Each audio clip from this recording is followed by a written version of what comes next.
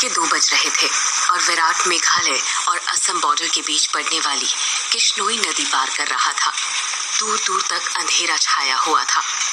एक गहरे सन्नाटे ने किश्नोई नदी को घेर के रखा हुआ था और उसी नदी के ऊपर काले बादल मंडरा रहे थे, जिन्हें देखकर ऐसा लग रहा था कि किसी भी पल वो बरसने वाले हैं। नदी में घुटनों तक का पानी था, जो धीमी रफ्तार के साथ बहे जा रहा था। विराट के एक हाथ में मोबाइल का टॉर्च था तो दूसरे हाथ में साइकिल का हैंडल। विराट पैदल पैदल मोबाइल के टॉर्च की रोशनी के सहारे नदी पार कर ही रहा था कि तभी उसका मोबाइल फोन बजने लग जाता है। विराट ने फोन उठाते हुए कहा, हाँ वंदना, बोलो। मोबाइल के अंदर से एक औरत की आवाज सुनाई देती है। कहाँ तक पहुँचे आप जी? किश्नोई नदी तक पहुंच गया हूँ वंदना, बस ये किश्नोई नदी पार करी और फिर मैं सीधे तुम्हारे पास। वंदना की घबराते हुए आवाज सुनाई देती है। क्या कहा? किश्नोई नदी पार कर रहे हो आप? और नहीं तो क्या, अब तुम्हें तो पता ही है कि बंगला मुड़ा गांव से रोंगकामुचा गांव जाने का तो एकमात्र यही रास्ता है ना, और वो भी नदी पार करके जाना पड़ता है। आपको इतनी रात में वापस नहीं आना चाहिए था, ग्रेवयार्ड कोठी में ही रुक जाना चाहिए था। आपको पता है ना, नदी के पास वो घूमती है। विराट हैरानी के साथ पूछता है, वो घूमती है मतलब? आपको सब पता है, पर फिर भी आप जानबूझकर ऐसा बोल रहे हैं ना। माँ जी ने बताया था ना कि नदी पार करते वक्त उसका नाम नहीं लेना चाहिए, वरना वो सच में आ जाती है। वंदना, तुम भी ना कहाँ माँ की बातों में आ गई। लगता है माँ ने तुम्हें भी यक्षिणी की कहानी। विराट अपनी बात पूरी करता उससे पहले ही वंदना घबराते हुए कहती है, चुप हो जाओ जी। हे काली माँ, मेरे पति की रक्षा करना और अनजाने में इनसे जो अनर्थ हुआ है उसके लिए माफ कर देना। अब ये कभी उसका नाम नहीं लेंगे। विराट हंसते हुए कहता है, क्या वंदना, तुम भी ना, ये यक्षिणी वक्षिणी ना कुछ नहीं होता, समझी? ये सब बस मनगढ़ंत बातें हैं जो गांव वालों ने बनाई हैं, और कुछ नहीं। आप नहीं मानते तो मत मानिए, पर मैं तो मानती हूँ ना। आप अपना जल्दी से आ जाइए बस। हाँ वंदना, आ रहा हूँ, बस ये नदी तो पार कर लूं पहले। अच्छा, मैं रखती हूँ। अरे ऐसे कैसे? तुम्हें नहीं लगता तुम कुछ भूल रही हो? मैं बोल रही हूँ? क्या बोल रही हूँ? यक्षिणी के बारे में याद रख सकती हो, लेकिन ये याद नहीं रख सकती कि आज हमारी शादी की सालगिरह है। गलती हो गई जी, माफ कीजिएगा। आपकी फिक्र में तो मैं भूल ही गई थी। विराट मुंह बनाते हुए कहता है, अब भूल गई थी ना, तो उसकी सजा तो मिलेगी तुम्हें। सजा के लिए तैयार रहना। वंदना प्यार से पूछती है, अच्छा, तो क्या सजा देंगे आप? तुम्हारी सजा ये है कि तुम्हें आज रात भर जागना पड़ेगा। वंदना शर्मा जाती है और शर्माते हुए कहती है, हाँ भी ना, कैसी कैसी बातें करते हैं आप? अरे अपनी पत्नी से ऐसी बातें नहीं करूंगा तो किससे करूंगा? ठीक है, आ जाइए, मैं इंतजार कर रही हूँ आपका। जल्दी आना। वंदना फोन कट कर देती है और विराट वापस से नदी पार करने लग जाता है। अभी विराट ने 1-2 कदम आगे बढ़ाए ही थे कि तभी उसको पायल बजने की आवाज सुनाई देती है। विराट को लगता है कि उसके पीछे से कोई लड़की भागते हुए निकली हो। पायल की आवाज सुनकर विराट जहां पर था वहीं पर रुक जाता है और पीछे मुड़कर देखने लग जाता है। जब वो पीछे मुड़ता है तो सिवाय अंधेरे के उसे कुछ दिखाई नहीं देता। उसके पीछे कोई नहीं था। ये वंदना भी ना यक्षिणी का नाम लेकर ना मेरे मन में ना उसका वहम डाल दिया है, और वही वहम डरा रहा है अब मुझे। और वैसे भी मैं तो खुद यक्षिणी से मिलना चाहता हूँ। बड़े चर्चे सुने हैं उसके, सुना है बड़ी खूबसूरत है। इतना कहकर विराट वापस से आगे बढ़ने लग जाता है।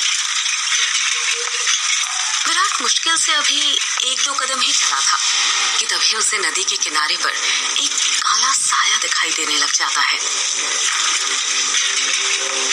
उस काले साए को देखकर विराट के कदम अपने आप थम जाते हैं। ऐसा लग रहा था कि जैसे वो विराट का ही इंतजार कर रहा था। काले साए के पास से पायल के बजने की आवाज और चमेली के फूल की खुशबू आ रही थी। विराट के हाथ पैर कपकपाने लग गए थे। विराट डरते हुए कहता है, कहीं वंदना की बातें सच तो नहीं थी? ये यक्षिणी तो नहीं? विराट उस साए को देखकर इतना डर गया था कि उसका पूरा चेहरा पसीने से लथपथ हो गया था। विराट के हाथ पैर ठंडे पड़ गए थे। उसका दिल जोरों से धड़कने लग गया था। उसे समझ नहीं आ रहा था कि वो क्या करे। विराट डरते हुए कहता है, कौन है वहां पर? कोई जवाब नहीं आता है। सन्नाटा अब भी छाया हुआ था। विराट अपने मोबाइल का टॉर्च उस काले साए पर मारने लग जाता है। जब उस टॉर्च की रोशनी उस काले साए पर पड़ती है तो विराट देखता है कि वो साया और किसी का नहीं बल्कि एक लड़की का था। नदी के किनारे पर एक बहुत ही खूबसूरत लड़की खड़ी हुई थी, जिसकी उम्र करीब 24 साल और लंबाई 5 फीट 2 इंच थी। उसकी लंबी सी गर्दन, गुलाबी से होंठ, बाल खुले हुए जो उसके कमर तक आते थे, उसका गोरा बदन और उसी गोरे बदन पर उसने काली साड़ी पहन रखी थी। वो लड़की किसी अप्सरा से कम नहीं लग रही थी। वो इतनी खूबसूरत थी कि कोई भी मर्द उसका रूप देखकर अपनी हदों को भूलकर उसकी बाहों में मदहोश होना चाहेगा। वो लड़की अपने हाथ से विराट को इशारा करते हुए अपने पास बुलाती है।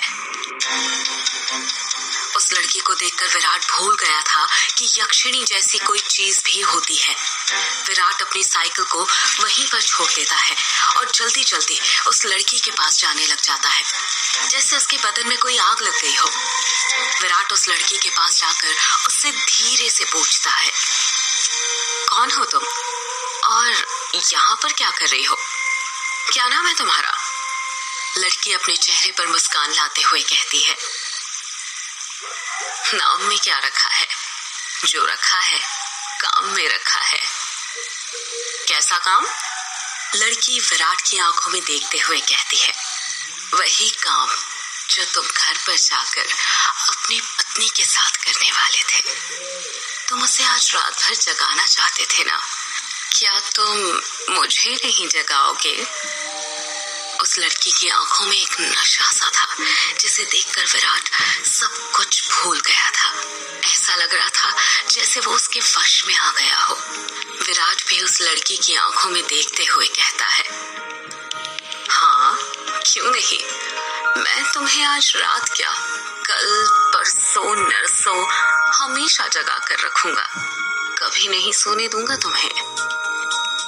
इतना कहते ही विराट उस लड़की को अपने सीने से सटा लेता है और अगले ही पल दोनों नदी के रेत पर निर्वस्त्र पड़े हुए थे।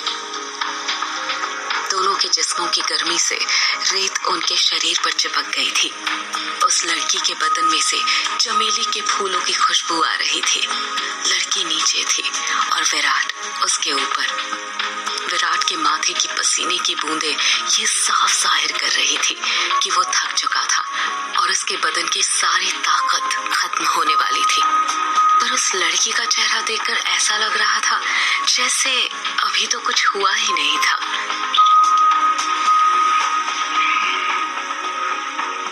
उसके अंदर की प्यास अभी बुझी नहीं थी।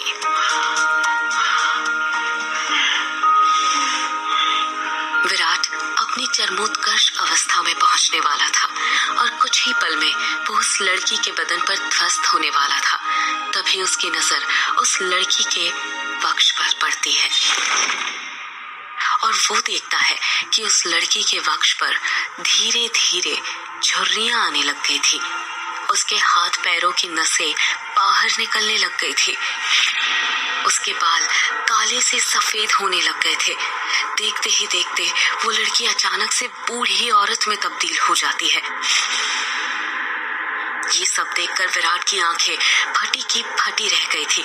उसका गर्म बदन अचानक से ठंडा पड़ गया था। विराट कांपते हुए कहता है, कौन हो तुम? ही धीरे से कहती है, मैं यक्षिणी तेरी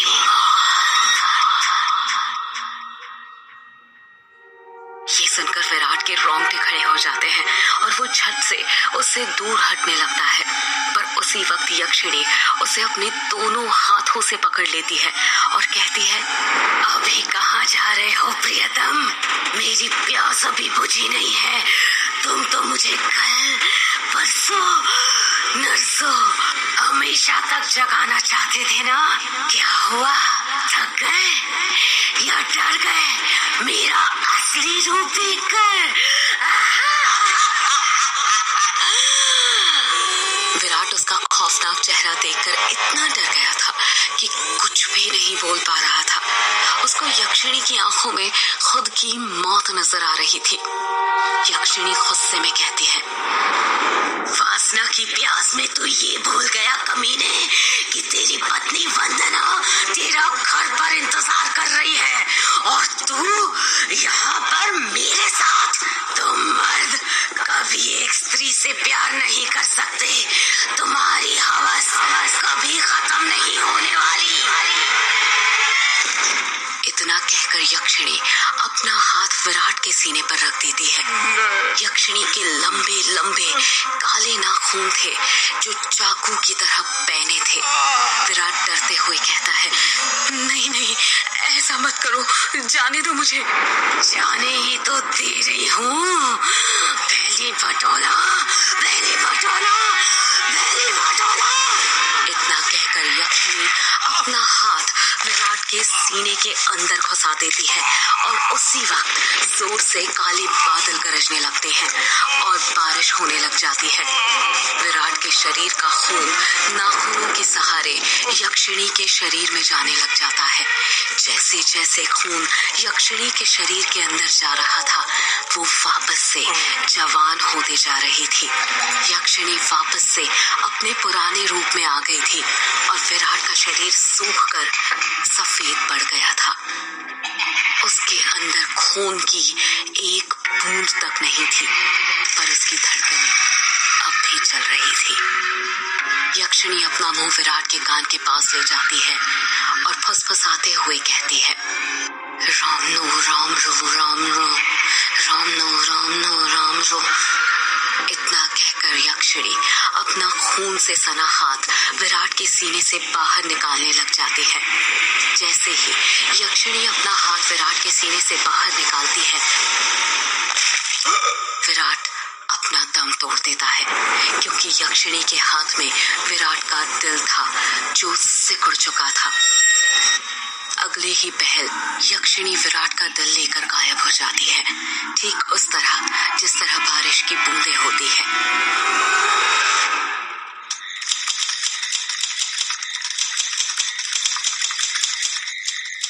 टाइपराइटर की बटन दबने की आवाज सुनाई दे रही थी। एक आदमी जो कि कोट पैंट पहना हुआ था, एक बंद कमरे में सफेद टाइपराइटर के ऊपर कहानी टाइप कर रहा था। उस आदमी ने बड़ा सा गोल चश्मा पहना हुआ था। कमरे के अंदर चारों तरफ बुक शेल्फ रखी हुई थी, जिनमें करीब 1000 से भी ज्यादा किताबें जमी हुई थी। टेबल के ऊपर ही एक एश ट्रे थी, जिसमें कुछ आधी जली तो कुछ पूरी जली सिगरेट और ऐश रखी हुई थी। लेखक खुद से कहता है, चलो ये भाग तो पूरा हुआ। अब दूसरे भाग में वंदना अपने पति की मौत का बदला लेगी, साथ में यक्षिणी के अभिशाप का पता भी लगाएगी और उसे ना इस अभिशाप से मुक्ति दिलाएगी। रीडर्स को बहुत दुख होगा विराट की मौत से, पर क्या करे, मौत होगी तभी तो हॉरर कहानी आगे बढ़ेगी ना। इतना कहकर लेखक एक सिगरेट जलाता है और उसके कश खींचते हुए अपने मोबाइल से किसी को फोन करने लग जाता है।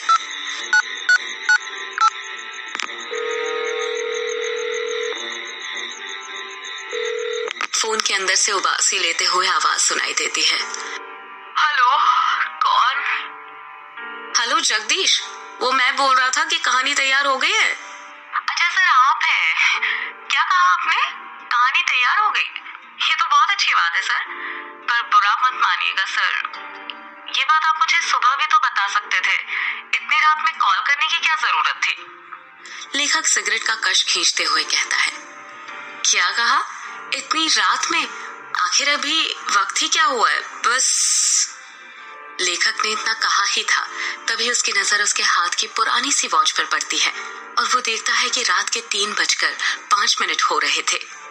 लेखक अपनी गलती महसूस करते हुए कहता है, अरे 3 बज गए, इतनी रात हो गई। मुझे तो पता भी नहीं चला। मुझे तो लगा अभी 9-10 ही बज रहे होंगे। कोई बात नहीं सर, मैं समझ सकता हूँ। आप इतनी लगन के साथ इतनी कहानी लिखते हैं कि आपको वक्त का एहसास ही नहीं होता। हाँ, ये तो है। देखना, जब ये किताब आएगी ना तो लोगों के रोंगटे खड़े हो जाएंगे। रात भर जाग कर ये कहानी लिखी है मैंने। वो तो होनी ही है सर, आखिर आपकी कहानी में जान होती है। इतनी जान कि सोए हुए मुर्दों को भी जगा दे और उनको भी कहानी सुनने के लिए मजबूर कर दे। वैसे अभी जो कहानी आपने लिखी है उसका नाम क्या है? इस कहानी का नाम है यक्षिणी एक डायन। मोबाइल के अंदर से हैरानी के साथ आवाज सुनाई देती है। क्या कहा सर? यक्षिणी? हाँ, यक्षिणी। क्या हुआ? तुम इतना शॉक्ड क्यों लग रहे हो? सर, मैंने सुना है ये जो यक्षिणी है ये आपके गांव के पास जो किश्नोई नदी है वहां पर घूमा करती है और मर्दों के साथ वो सब यानी वही सब करके उन्हें मार देती है। हाँ तो सर, आपको डर नहीं लगता जिस गांव में यक्षिणी घूमती है वहीं पर रहकर उसके बारे में कहानी लिखकर अगर यक्षिणी ने आपको कुछ कर दिया तो? जगदीश, यक्षिणी इतनी बुरी नहीं होती जितना गांव के लोग और तुम सब समझते हो। मतलब ये कि यक्षिणियां बहुत अच्छी होती है, इतनी अच्छी कि दूसरों की खुशी के लिए अपना सब कुछ कुर्बान करने के लिए तैयार हो जाए। पर कभी कभी जिंदगी में कुछ ऐसी घटना घटती है कि आपकी पूरी जिंदगी बदल जाती है। कैसी घटना सर? मैं कुछ समझा नहीं। पौराणिक मान्यताओं के अनुसार हमारे ब्रह्मांड में अनेक लोक हैं, जिसमें देवी देवताओं, सुर असुर, राक्षसों का वास होता है। इन सभी लोगों की दूरी पृथ्वी से अलग अलग है। कहा जाता है कि इन सभी लोकों में विष्णु लोक सबसे ऊपर है और सबसे निचला लोक यक्ष यक्षिणियों और अप्सराओं का है, जो पृथ्वी से सबसे नजदीक है। जो लोक पृथ्वी के सबसे नजदीक है उस लोक के देवी देवताओं की पूजा करने से वो देवी देवता जल्दी प्रसन्न होते हैं। जगदीश बीच में ही बोल पड़ता है। ऐसा क्यों सर? उस लोक के देवी देवता जल्दी प्रसन्न क्यों होते हैं? क्योंकि लगातार ठीक दिशा और समय पर किसी मंत्र की साधना करने से उन देवी देवताओं तक तरंगे जल्दी पहुंचती है। यक्ष यक्षिणियों के लोक में से ही एक यक्षिणी द्वापर युग के अंत में पृथ्वी पर आई थी, जिसको एक अभिशाप मिला था। एक ऐसा अभिशाप जिसने उसकी जिंदगी बदल दी थी। कैसा अभिशाप सर? आप किस अभिशाप की बात कर रहे हैं? और उसे ये अभिशाप किसने दिया था? एक दूसरे लोक से पृथ्वी लोक पर आई यक्षिणी को एक अभिशाप मिला था। आखिर क्या था वो अभिशाप और किसने दिया था? जानने के लिए सुनते रहिए यक्षिणी एक डायन का अगला एपिसोड।